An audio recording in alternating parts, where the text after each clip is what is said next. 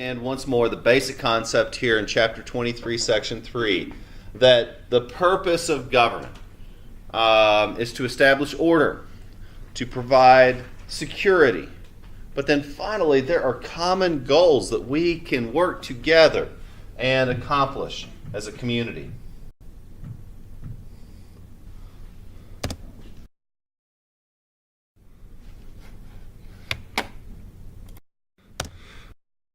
Question I want to ask is it fair for some people to be extremely wealthy while others are impoverished?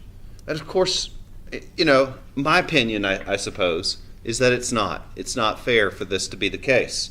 But then I also have to qualify that by saying nowhere in the Constitution does it promise a fair society. And so fairness is not something that is guaranteed, but yet this problem still bothers us, and it should. As we talk about income inequality, I'm going to look at a few large trends. How do you measure income inequality? How do you differentiate certain populations to predict, which is scary, to predict outcomes? Once upon a time, there was a test called the Brugant's K, and it's not administered nationwide. It's probably specific to several states, but states used to use this test called the Brugant's K, and it was given when students were in kindergarten, and it was such a reliable indicator of future success that prisons based their capital outlay projects on the pass rates of that test that students were taking in kindergarten. And so when prisons would make their long-term building projects, like, okay, how many inmates do we need to predict for in 20 years? They would look at that score of what students were taking in kindergarten. And that was the most reliable, that's the data they used to approve multi-million-dollar building projects. And it was reliable. Why? Well, let's see. So as we're talking about income is heavily influenced. Like any of these other economic factors, it can be measured, it can be quantified, and to a degree, it can be predicted. Now, how do economists predict someone's future income? It's scary, right? That's the science of economics is in some ways predicting the future. So how do we do that when it comes to income? Well, there's a couple of factors we need to look at. Number one, your level of education. Now, like we talked about the other day, it's no longer as reliable of an indicator. But yet still, if you were to measure the wealthiest counties in North Carolina, and you were to correlate that data with the percentage of those in those populations who had achieved a college degree, bachelor's or higher, it's going to be a much higher percentage than those if you were to look at the poorest counties in North Carolina and look at only that one other measure. You will see a strong correlation, meaning that the richer counties have higher levels of educational attainment than do the poorer counties. Now, there's a classic economic and scientific term that you need to understand. Correlation does not equal causation. One is not the cause of the other, yet the two appear side by side. Does that make sense? So education has a strong correlation with income. And secondly, again, college graduates do have a higher earning potential than non-college graduates, though there are many lucrative trade-based jobs. When I get grumpy as a teacher, I think, man, I should learn to be a welder. I could make twice as much money. Granted, it's a high-skilled and dangerous job, but sometimes I think, I think that's something I could learn and enjoy. And I could make a lot more money. So it's not an exact rule, but once more, there's a strong correlation. Education is not the only variable, however. We also have to measure family wealth. Family wealth. How your family does economically is once more a strong predictor of how you will do economically. I don't mean that to discourage you. This entire school is devoted to the idea of breaking the cycle of poverty. You chose to come to this school to be the exception. And some of you maybe even chose to come to this school to not turn out like your family. But here's the reality. If that's your situation, the odds are stacked against you. Life didn't throw you any favors. And you need to understand that if you want to overcome that.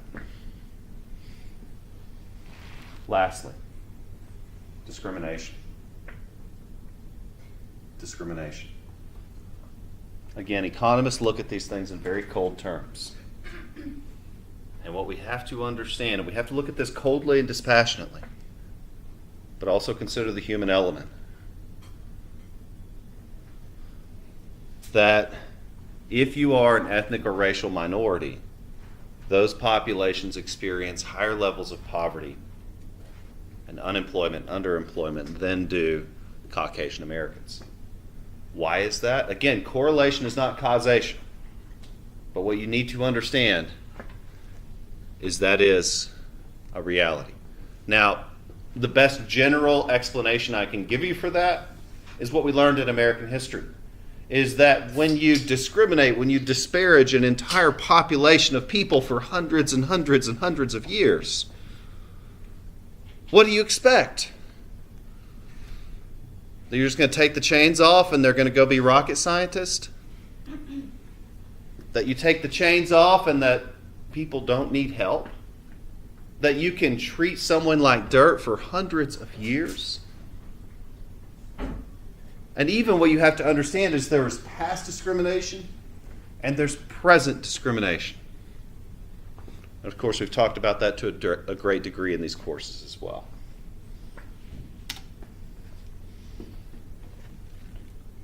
So we talked about minorities. But even your gender can be a determinant in your economic outcome. Even your gender can be a determinant in your economic outcome. You know, I really want to be careful here when I'm talking about this stuff, because once more I want to tell you that correlation does not equal causation. You're not likely to turn out a certain way because of your gender, because of your race, because of your socioeconomic status. But there's a strong correlation. Now, why? When it comes to women and minorities, promotions historically have been more seldom. How do we measure this? Well, we look at managers in the private sector. On the census, we ask them, the big census that happens every 10 years that's coming out in 2020 that you can actually get a pretty sweet summer job working for. On the census, we say, what is your occupation? What is your level of income? Pretty easy to get at, you know, how high are you in this company? Fewer promotions. Lower salaries. Again, we're measuring this across a broad spectrum. But as you know, even today, women are earning about, having to guess the number, I want to say 89 cents on the dollar. If I remember correctly, it's somewhere close to that.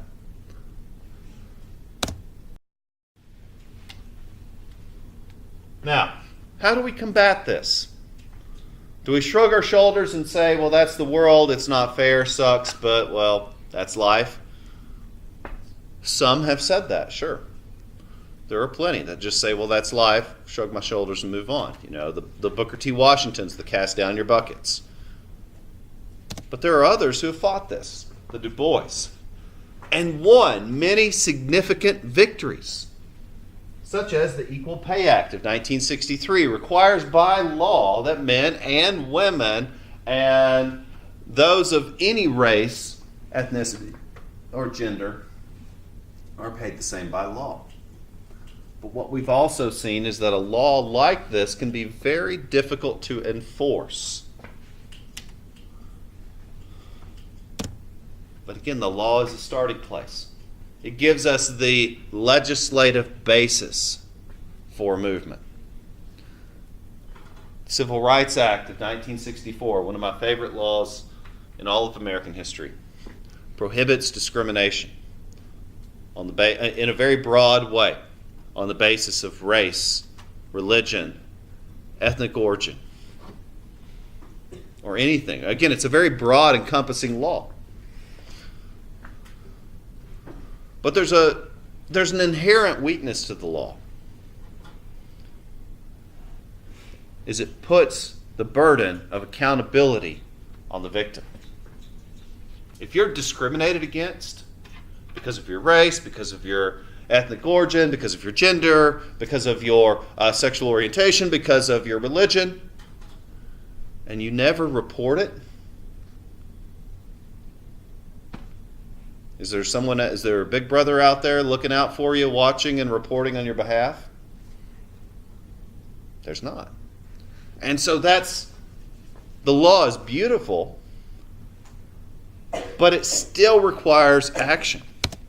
And yes, there's also the Americans with Disabilities Act.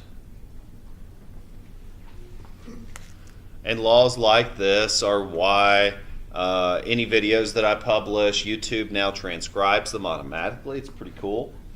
Because by law, I'm required that if I publish an educational video for this class, it has to have a transcription. And so, in compliance with the Americans with Disabilities Act. Because it wouldn't be fair for me to publish an instructional video that could be used as a tool if it can only be accessed by those with hearing. And so by law, and again, thankfully YouTube has the capability that does that automatically. But the Americans with Disabilities Act goes a lot further. In fact, we have an entire department here at Blue Ridge Community College. The Director of Disability Services has a full-time job to ensure that any students on this campus with a disability have equal access to education. And again, the courts help enforce this. The process would start with the victim. So if ever you do feel discriminated against, if ever you do feel that your pay is unequal, again, the burden of accusation starts with you, but the courts are there to help. Now, what I also want to help you understand is the world is not fair. And maybe there are legitimate reasons why two people of equal education status should be paid differently. Okay, and so moving on. The topic of poverty is obviously a major problem in our country. And I want to help you understand that the government has created programs to help the poor. There are many. There are federal programs, there are local programs that we discussed. And many of these aim to incentivize self-improvement. Self-improvement. Education, for example. You're all in the same room, but you're all receiving a different quality of education.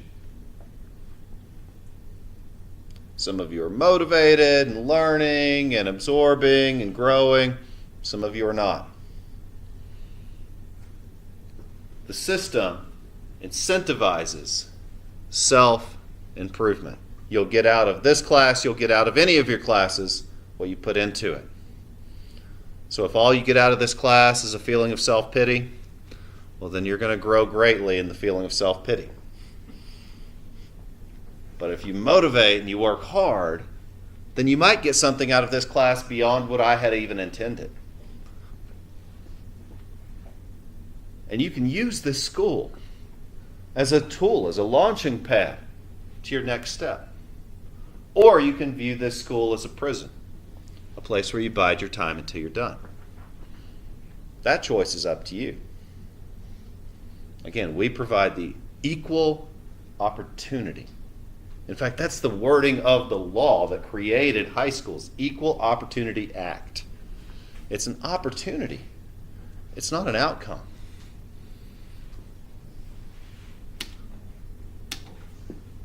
And so I digress, but the idea is that these programs are aimed to help you lift yourself out of poverty. And that's a very complex situation.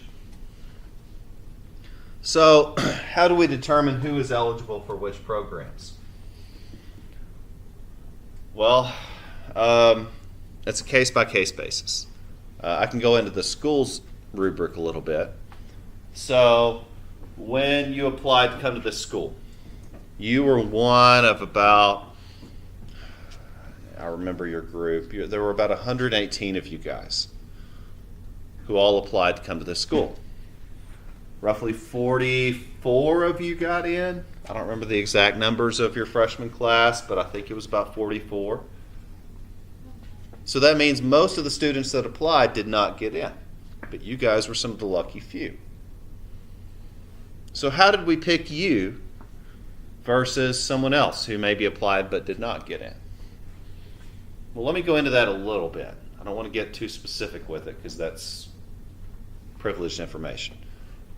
But half of the rubric is your academic ability, meaning will you be successful at the college? Can you do this, basically? We look at test scores, we look at your grades, we look at teacher recommendations. The other half is what we call economic need. You know, if your family, 80% of our student population has to fit that definition of economic need. And that means that if your family makes hundreds of thousands of dollars each year, they can probably afford to send you to a university. You probably don't need this scholarship. And honestly, and so that's half and half. So you met both roughly on a rubric scale, and again, that's how you got into the school. Well, honestly, when you start applying for college scholarships, they work the same way. On one end, they're going to look at your grades. They're going to look at, can you do it? Is this a valuable investment? And on the other half, they're going to look, do you need this? Or can your family just pay cash?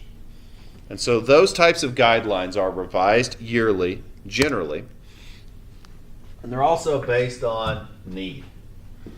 In terms of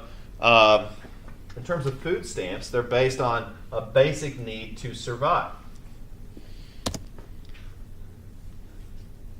Now, as you can imagine, this data is very old. The poverty level in 2006 was set at $9,800. The poverty level today is somewhere around $15,000 or less. $15,000 or less for an individual's income.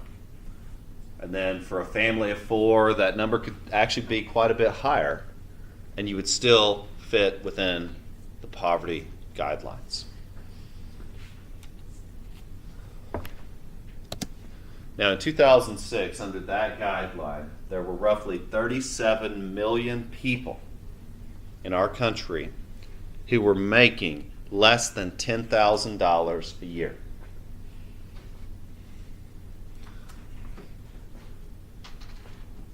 Now, let me throw another mix in this equation. In 2006, I made less than $10,000 that year. I worked part-time as a student and full-time in the summer, still made less than $10,000 that year. In fact, that same year I was paying rent and paying all of my bills except for a cell phone. I think my parents, we had a family plan, so that was like the one thing they took care of for me. I also didn't have medical insurance. I tore my ACL that same year. Ironic. It was a big year for me. Lots of things happened. It was neat. It was fun. But that part was really scary because I got really hurt and couldn't afford to fix it.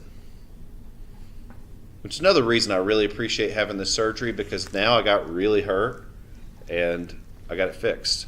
That time I got really hurt and couldn't afford to get it fixed. I was below the poverty level. Now granted, I could have qualified for a number of programs, but I wouldn't have perhaps qualified for that surgery because potentially someone could have determined that I could live without it. Now, honestly, I wish I had pursued food stamps at that time, because as a poor college kid, it wasn't just a euphemism for me. I was an actual poor college kid, meaning working and still struggling financially. And had I pursued it, perhaps I would have qualified for food stamps. Now, the goal of this program is we believe as a society that no one should have to starve to death in this country. A country that makes more food than it needs. A country that exports food. Why should we have people who are food insecure, is the formal term, starving, in a country where we send food to other countries? So yes, we have plenty. And so we have the food stamp program. And food stamps are basically coupons today. It's a card. Like if you swipe a food stamp card at the line, no one knows that you've even used it. And another group I left out in our earlier discussion, victims of poverty. Who does it affect most severely? Children. Children are affected most severely. And again, the aim of food stamps is that even, regardless of what situation the parents are in, are they working, are they not, are they decent people, are they not, the children are helpless.